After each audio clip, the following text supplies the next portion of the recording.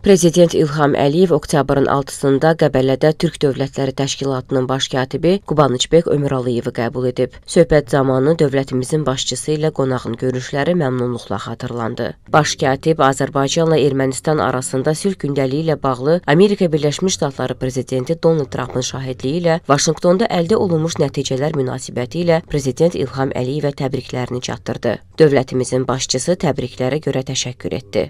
Qubaniçbek Ömüraliyev Türk Dövlətləri Təşkilatının beynəlxalq nüfuzunun daha da artması, üzv və müşahidəçi ölkələr arasında əməkdaşlığın gücləndirilməsi işinə Azərbaycanın verdiyi dəstəyə görə Prezident İlham Əliyevə minnətdarlığını bildirdi.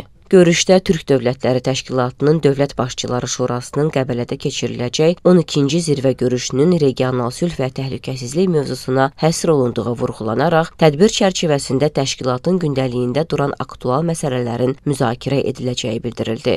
Dövlətimizin başçısı bu zirvə görüşünün Türk dünyasında dostluq, həmrəylik və tərəfdaşlığın möhkəmləndirilməsi işinə töhfə verəcəyinə əminliyini ifadə etdi. Söhbət zamanı ölkəmizlə təşkilat arasında əməkdaşlığın perspektivlərinə dair fikir mübadiləsi aparıldı.